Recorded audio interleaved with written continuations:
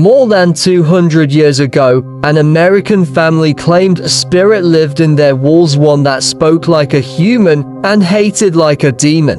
A man died, and the voice laughed at his funeral. Long ago, in the year 1817, there was a family called the Bells.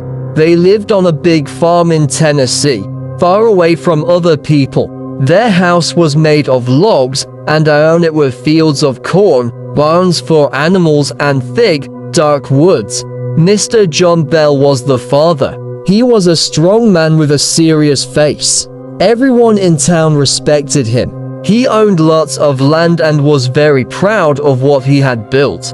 Mrs. Lucy Bell was the mother. She was kind and loved her children very much. She prayed every day and believed that God would protect her family.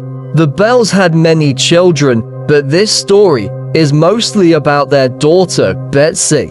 She was 16 years old, with pretty blonde hair and a sweet smile. Betsy had a boyfriend named Joshua Gardner. They wanted to get married someday and have their own farm. Everything seemed perfect, but something terrible was about to happen. Something that would change their lives forever. One hot summer evening, Mr. Bell was walking through his cornfield.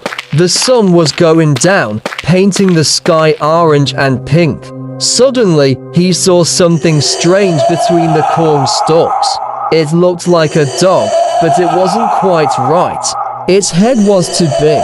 Its body was the wrong shape. Mr. Bell grabbed his gun and shot at it.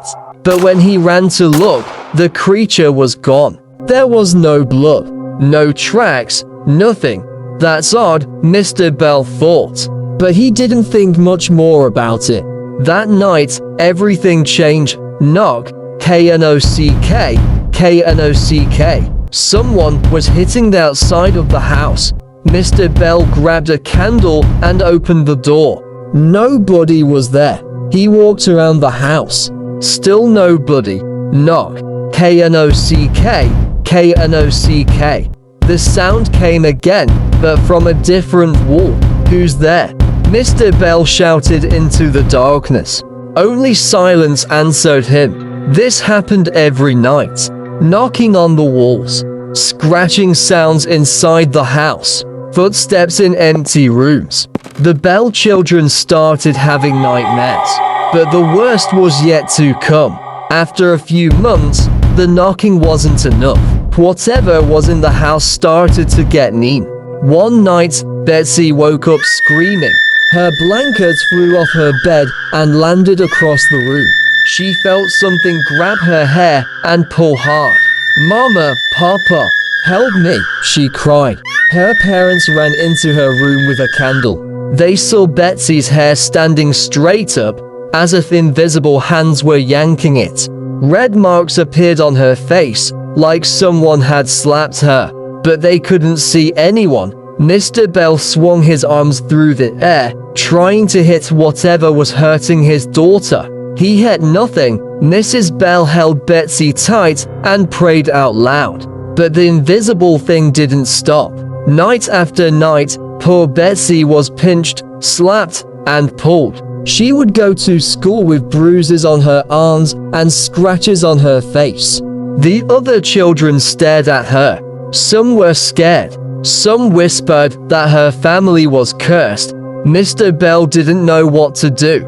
He was supposed to protect his family, but how could he fight something he couldn't see? Then one day, the invisible thing started to whisper. At first, it was so quiet that the family wasn't sure they heard it. It sounded like wind blowing through the walls, but slowly, the whisper got louder and louder until one day, it spoke clearly. "Hello, John Bell." Everyone froze. The voice was coming from the middle of the room, but nobody was there. Who are you?" Mrs. Bell asked, her voice shaking. The invisible thing laughed. It was a woman's laugh, but not a nice one. It was the kind of laugh you hear in bad dreams. "You can call me Kate," the voice said. From that day on, Kate talked all the time. She sang songs, She told jokes. She knew things that nobody should know. When the preacher came to visit, Kate quoted the Bible better than he did. When neighbors came over, Kate told them secrets about themselves, secrets they had never told anyone. People came from miles away to hear the talking ghost. Some thought it was a trick, but when Kate slapped them or pulled their hair, they believed. They ran away scared, and they never came back. But Kate wasn't done with the Bell family yet. Kate seemed to hate two people most of all, Mr. Bell and Betsy. Every day, Kate tortured poor Betsy. She pulled the girl's hair until Betsy cried. She slapped her face until it was red and swollen. She followed Betsy everywhere, to school, to church, even to the outhouse. But what Kate hated most was Betsy's boyfriend Joshua. "You will not marry that boy," Kate's voice would scream. "I won't allow it." When Joshua came to visit, Kate threw things at him. She tripped him. She whispered terrible things in his ear. Joshua was a brave young man, but even he was scared of Kate. "Maybe we should wait to get married," Joshua said sadly, "until this thing goes away." Betsy cried, but she understood. How could they have a wedding with an evil ghost screaming and throwing things? As the months went by, Kate became meaner and meaner. She told Betsy every day that she must break up with Joshua. She said if Betsy didn't obey, something terrible would happen. Betsy was so tired, so scared, so beaten down. Finally, she couldn't take it anymore. "I'll do what you want," Betsy whispered to the empty air. "I'll tell Joshua we can't get married." Kate's laughter filled the house.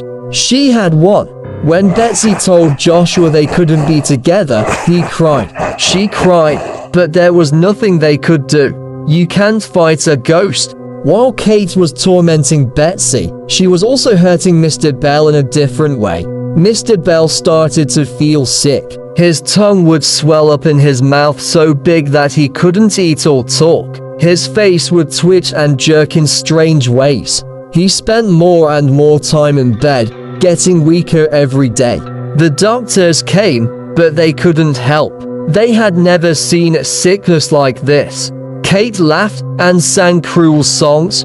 "I'm going to kill old Jack Bell," she chanted. "I'm going to kill him dead." Mrs. Bell prayed harder than ever. The children cried. The whole community knew that Mr. Bell was dying, and there was nothing anyone could do. One cold December morning in 1820, Mr. Bell died in his bed. His son Williams went to get his father's medicine, but he found a strange bottle instead. It was filled with dark, smoky liquid that nobody had seen before. "What's this?" Williams asked. "That's what I gave him," Kate's voice shouted, filled with joy. "That's what killed him. To test it, they gave a drop to the family cat. The poor cat fell over and died instantly." Kate had poisoned Mr. Bell. She had murdered him. On the day of the funeral, while the family cried and prayed, Kate sang happy songs. She laughed and shouted with joy. Even in death, she wouldn't let the Bell family have peace.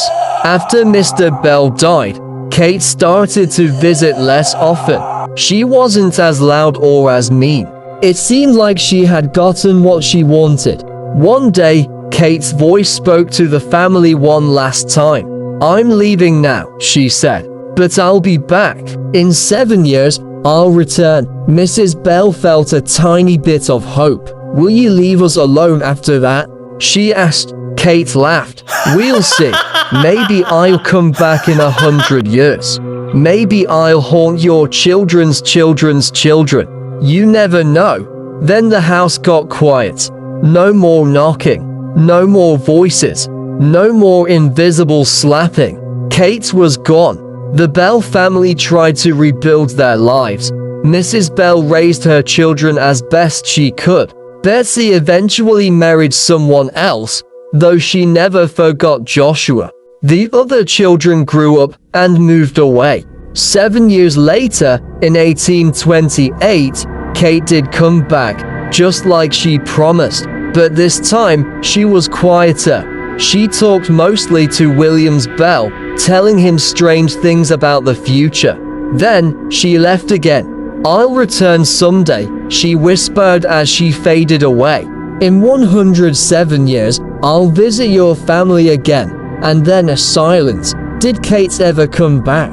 Some people say yes. They say if you go to Robertson County, Tennessee, where the Bell Farm used to be, you can still hear strange sounds in the woods. Some say they've seen a woman in old-fashioned clothes who disappears when you look at her.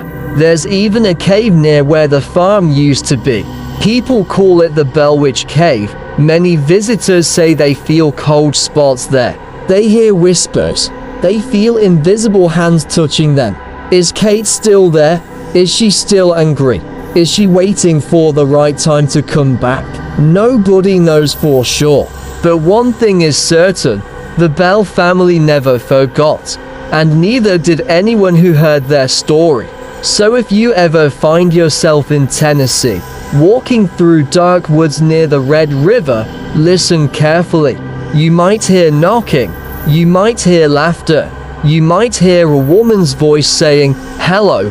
And if you do, run, because Kate might be back.